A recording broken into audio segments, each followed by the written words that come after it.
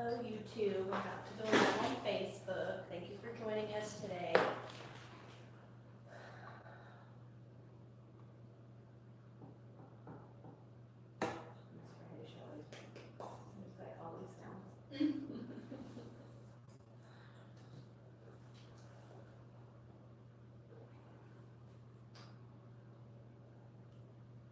Happy Friday, Facebook and YouTube. Welcome to Disclosure Live with Brandy Austin Law. I'm Heather, and I have a couple new faces with me today. I have Claudia and Dietrich. Today is February 15th, 2019. On today's episode, we will discuss a few news stories and talk about prenuptials and postnuptial agreements in lieu of Valentine's Day that was yesterday. But first, we'll cover a few fun things and a couple local news stories. Today is National National Singles Awareness Day. Basically, the day after Valentine's Day has been designated for Single Awareness Day, February 15th, which declares to the world that there's nothing wrong with being single. In fact, that there's quite a few benefits of not being or being unattached, so to speak. Singles can come and go as they please with no regard to partners' basic schedule, wants, or needs. Have a career opportunity. You don't have to confer as far as with your spouse before accepting that offer. It's also easier for a single to keep healthy habits, such as there's not anyone to sabotage their efforts to work out or eat healthy. Singles also tend to be more self-reliant. You definitely can observe this day as far as participating in local singles events. One of my favorites, and I know others share with me as well, that after February 14th, Valentine's Day, you get the discount on chocolate. So go singles. Also today is National Caregivers Day. This one kind of touches home as far as for the elderly clients that I kind of work with within the probate elder department. Basically, National Caregivers Day is observed annually on the third Friday in February. Across the nation, it's basically dedicated to healthcare professionals who serve those who require long-term or hospice care. National Caregivers Day basically honors those men and women dedicated to providing these vital services within our community. Caregivers deliver a variety of services from personal care to medical services with compassion and professionalism. Their days may be long and demanding, but they provide support to those who need it most. So National Caregiver Day basically recognizes caregivers providing quality, compassionate care every day. You can observe this, basically take the time to thank a caregiver for their dedication and care to basically our loved ones. So I'm here. So we're going to go ahead and get into today's topics.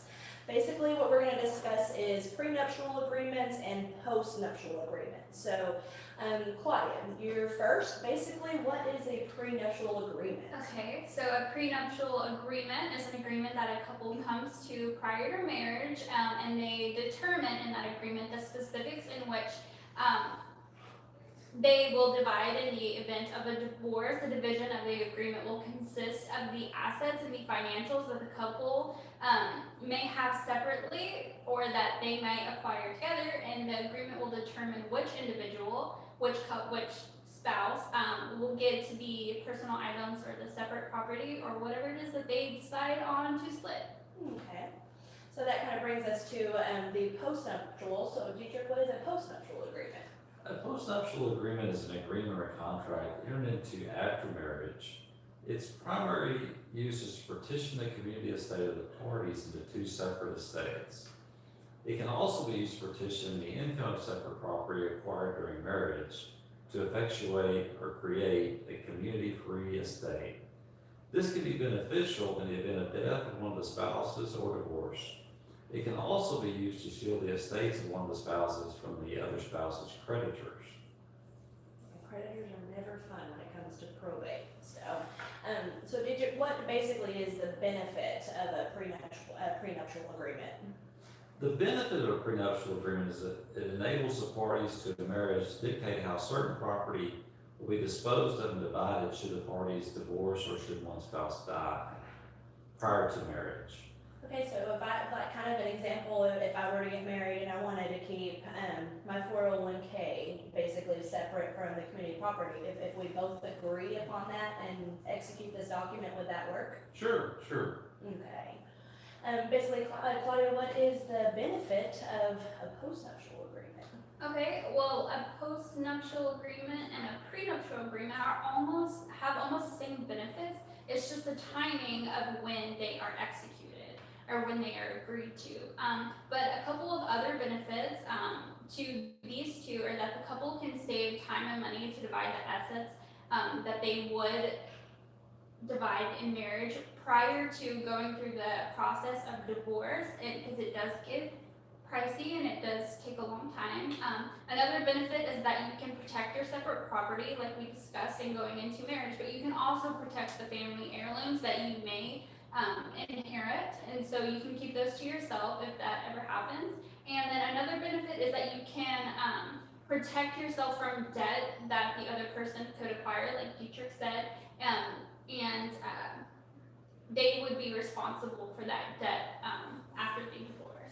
So it's kind of like, say if someone has a gambling habit, you know, and they kind of get in there and you're aware prior to marriage that they have this gambling habit, basically that would be construed as far as debt. So if we entered into an agreement saying any debt you basically bring from your gambling habit, that it's basically separate, and so then that way it's not based upon, you know, the other person's credit, so to speak, for, you know, pursuant to the agreement. The other partner would not be held or liable. Now, off the wall topic, if we did that agreement regarding about debt, what about the winnings? Would I still be entitled to the winnings as community assets? Wouldn't that be nice? So Deidre, could you basically kind of explain the differences and the similarities between the two? Sure. Both agreements can be used to protect spouses in the event of death or divorce. However, a prenuptial agreement is an agreement that is entered into before marriage, and a post-nup is entered into after the date of marriage. In the state of Texas, as soon as you marry, the property that you acquire after that date is community property. And therefore, it's better to get a prenuptial agreement, because after the parties have agreed to the post-nuptial agreement and separation of assets. After the marriage, I'm sorry. Okay. So basically, that's all that we have time for today. We're so glad that you decided to join us on Disclosure Live with Brandy Austin Law. You know that we do always answer questions, so if you have any questions, we do provide free consultations, so you definitely can do that. Or you can always comment. We do have still some of our promotions that are kind of running right now, and I believe that these two actually expire March 31st, but it's 10% discount to, as far as our veterans to kind of give back. And then we also have 10% discount as far as for our elderly, anybody 65 and older that needs estate planning.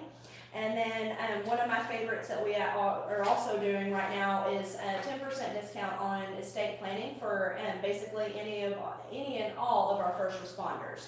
So if you know anybody that's needed to kind of do an estate plan, definitely contact us, and we'd love to be able to assist them.